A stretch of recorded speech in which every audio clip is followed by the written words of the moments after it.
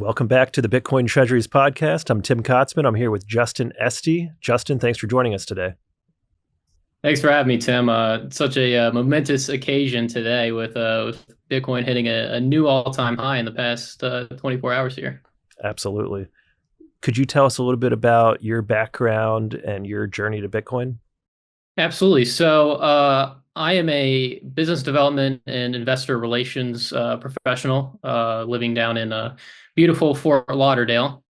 I've been in that sector for the past 4 years, mostly working in private equity and investment banking, working deals with private placements. I have facilitated some Bitcoin transactions, sourcing buyers and sellers, as well as fostering relationships between other PE shops, other investment banks, family offices, VC firms, OTC desks, and the like. Could you tell us a little bit about your Bitcoin story as far as when that was, how that happened, any of your thoughts about kind of the journey along the way and how all of this has developed from a regulatory and other standpoints, just, being in the market? Yeah, so my Bitcoin journey, I mean, I had heard of Bitcoin probably back 2013, 2014, when I was, 17 or 18 years old.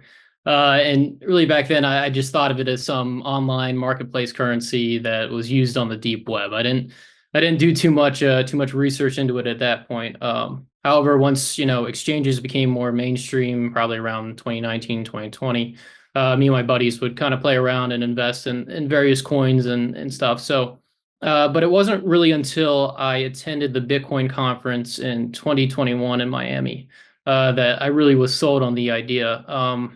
It was a surreal experience getting to sit there and listen to people like Michael Saylor and see him on stage with Max Kaiser, him doing his whole burn $100 bill.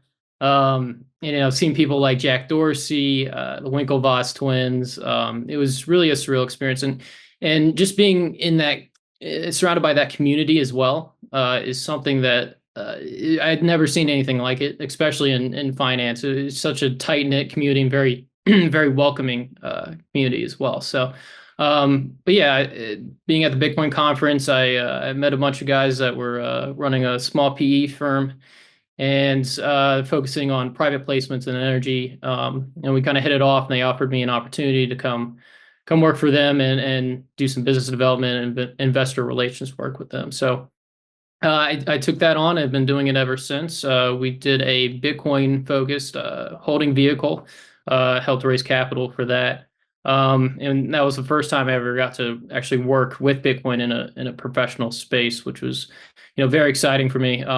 And then I was offered a investment banking job as well, which was a different space for me, but was very exciting because I had a few Bitcoin deals fall on my lap, and was able to get a closer look at how those transactions happen and really build a network of people that are working in that space.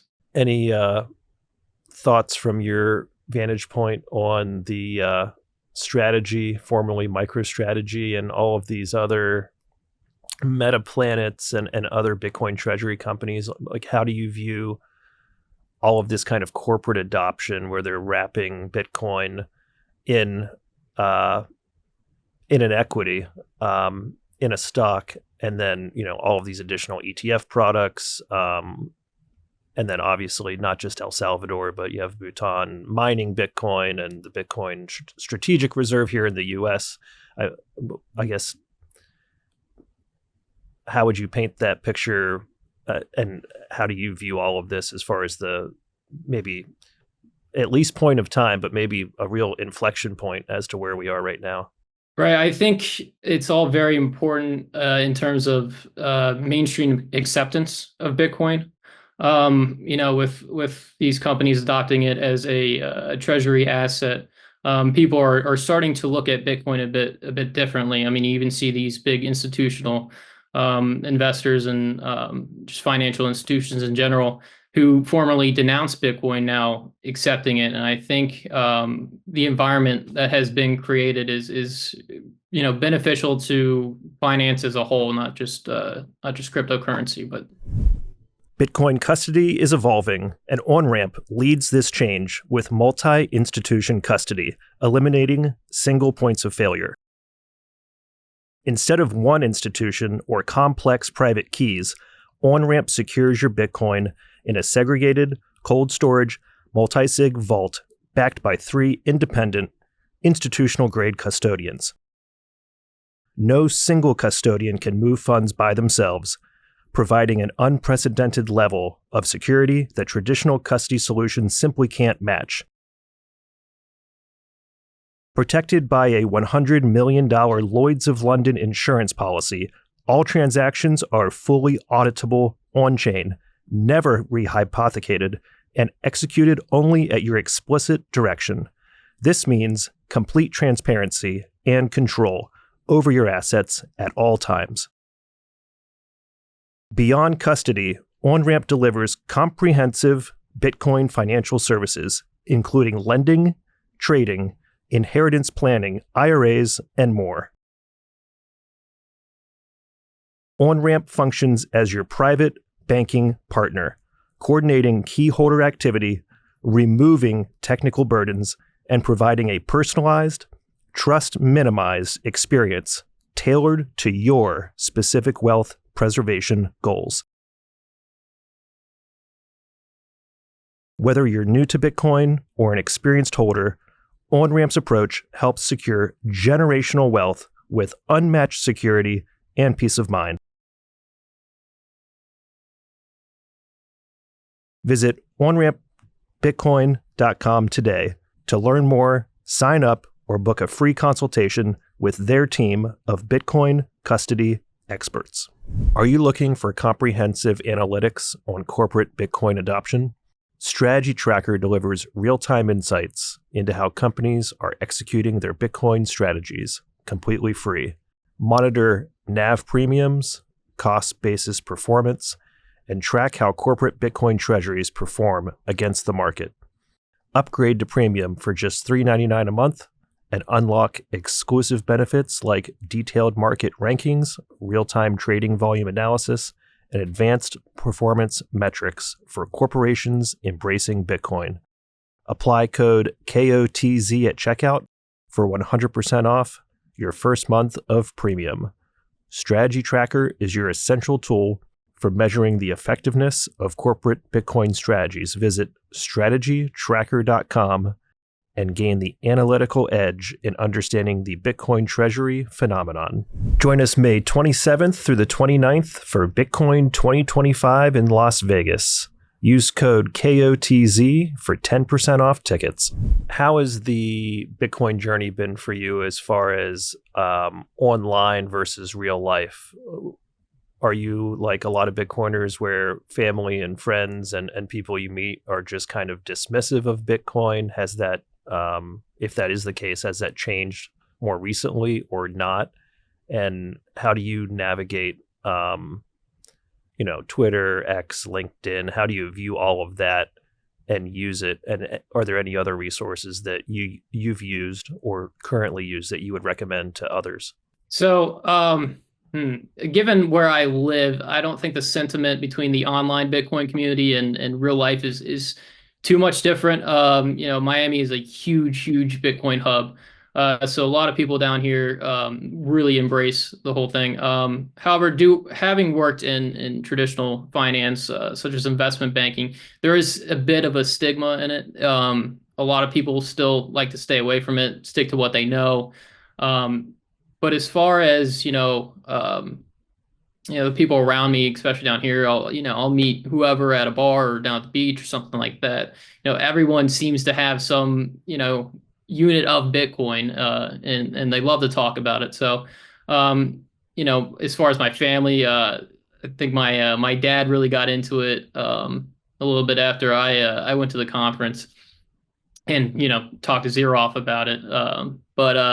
Yeah. So, I mean, online, I think we've all seen the sentiment on Twitter and X. X is such a Bitcoin hub of people that are all bullish. Well, there's a few bears out there, but they quickly get pounced on. So um, yeah, especially on days like today. So but yeah. Yeah. As Gladiator would say, you are not bullish enough. Um, how do you see like AI and that whole conversation impacting Bitcoin, if at all? I know for myself, just the aspect of Michael Saylor saying, you may not want Bitcoin, but the AI bots are going to want to transact in Bitcoin kind of helps, I think, some people to realize, oh, there's a use case. It's not just a pet rock, a digital gold sort of rock sitting there, which was kind of the narrative and maybe still is the narrative. But any thoughts there? Yeah, I think it's pretty interesting. From my vantage point, with there's a lot of due diligence that goes into these kinds of transactions, especially when you're doing a private peer-to-peer. And there has to be, if you're doing it through an investment bank, especially, there has to be AML and KYC done. AI will kind of streamline that, or at least make that process a bit more efficient, being able to identify unusual transactions or the source of the Bitcoin in a certain wallet, to make sure it's not coming from some shady place, or maybe a sanctioned nation like Russia at the moment. Guess I'll just throw it over to you if you have any closing thoughts and if you can tell people where to find you online. And also, are you going to be in Vegas, Bitcoin 2025? I will be in attendance at Vegas. So yeah, feel free to seek me out and have a conversation with me. Welcome to talk to anybody. So you can find me online at on Twitter at or X now, Sats with Este, and you can find me on LinkedIn just by my name. Awesome. Justin Este, thank you so much for joining us today. Thanks for the time, Tim. Yep. This episode is brought to you by Arch Lending, the premier provider of crypto-backed loans designed for both individual and institutional investors. At Arch, your digital assets work for you without selling them. Arch offers flexible loan options tailored to your needs. Backed by industry leaders like Morgan Creek Digital, Castle Island Ventures, and Galaxy Ventures, Arch Lending is setting a new standard in crypto-backed lending.